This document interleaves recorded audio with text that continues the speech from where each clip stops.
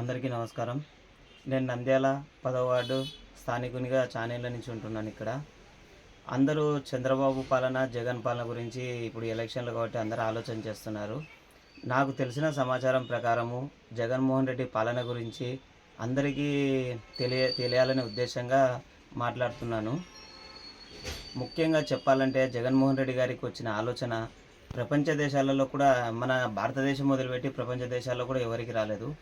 ఆ వ్యవస్థ ఏమంటే సచివాలయం వ్యవస్థ. ఈ వ్యవస్థ వల్ల ప్రజలకు ఏ విధంగా ఉపయోగపడుతుందంటే, పుట్టిన ప్రతి బిడ్డ నుంచి కాటికి వెళ్ళే వ్యక్తి వరకు ప్రతి ఒక్కరికి ఈ సచివాలయం వ్యవస్థ ఉపయోగపడుతుంది. చాలామందికి దీని గురించి అవగాహన లేదు. పుట్టిన పిల్లోనే తీసుకుందాం. పుట్టిన పిల్లోనికి బర్త్ సర్టిఫికేట్ అంటే మనం మున్సిపల్ ఆఫీస్కు తిరగాల్సి వస్తుంది. ఇప్పుడు మధ్యలో ఎవరు లేరు. ఆ వాలంటరీ వ్యవస్థ ఉన్నందుకు వాలంటరీ ఇంటికాడికి వస్తాడు, తీసుకుని వెళ్తాడు. ఓకే, చదువుకున్న పిల్లల గురించి ఆలోచన చేస్తాము.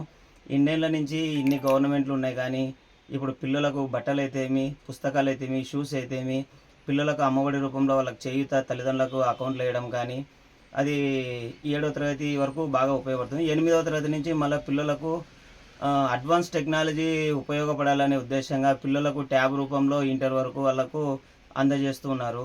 సామాన్య ప్రజలైతే ఈ విధంగా కొనుక్కోవాల ట్యాబ్ 15,000 కంటే చాలా ఇబ్బంది పడతారు. వాళ్ళు కూటికి గడవని పరిస్థితి ఎంతోమందికి ఉండే గవర్నమెంట్ స్కూళ్ళలో చదువుతుంటారు. ఇది దీనివల్ల ఎంతో ఉపయోగపడుతుంది. తర్వాత హై ఎడ్యుకేషన్కి వస్తే పిల్లలకు విద్యా దీవెనని, వాళ్ళకి ఫీజు రీయింబర్స్మెంట్ అని ఆ విధంగా ఉపయోగపడుతుంది.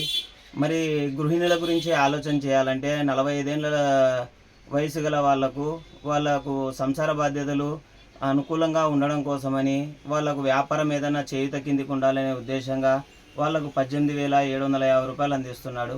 అదే వైశ్య కులానికి చెందిన ఓసీకి సంబంధించిన వాళ్ళకైతే 15,000 అందిస్తూ ఉన్నాడు. అదేవిధంగా అవ్వాతాతలు కానీ మనవని రూపంలో జగన్మోహన్ రెడ్డి గారు వాలంటరీ వ్యవస్థ ద్వారా పొద్దున్నే 3,000 రూపాయలు పింఛన్ అందిస్తూ ఉన్నాడు ఇప్పటికి. కానీ చంద్రబాబు నాయుడు గారు అయితే ఇప్పుడు మళ్ళీ వచ్చిన తర్వాత 4,000 అందిస్తూ ఉంటున్నాడు. కానీ ప్రజలు నమ్మడం లేదు. వాలంటరీ వ్యవస్థ ఇప్పుడు ప్రతి ఒక్క పార్టీ వ్యతిరేకించింది. కానీ ఇప్పుడు అదే జగన్మోహన్ రెడ్డి స్థాపించిన వాలంటరీ వ్యవస్థనే బేస్ అని అందరూ ఒప్పుకొని మళ్ళీ వాళ్ళకి 10,000 అందిస్తామని వాగ్దానాలు ఇవ్వడం జరుగుతుంది. అంటే ఆ విధంగా వాళ్ళకు మెరుగుదల కనపడిందంటే ప్రజలు అర్థం చేసుకోవాలి. వాలంటరీ వ్యవస్థ జగన్ తెచ్చిన విధానం ఎంతో విధంగా ఉపయోగపడుతుంది ప్రజలకు అనే విధంగా. ఇంకా ఎన్నో పథకాలు, ఇప్పుడు తోపుడు బండ్లు ఉంటాయి, చిన్న చిన్న వ్యాపారస్తులు, వాళ్ళకు వడ్డీ లేని రుణాలు బ్యాంకుల ద్వారా త్రూ సచివాలయం నుంచే 10,000, 15,000 ఆ విధంగా అందిస్తున్నారు. బయటి లోకల్ విషయంలో అయితే 2 రూపాయలు, 3 రూపాయలు ఆ వడ్డీతో చాలా బాధపడుతున్నారు.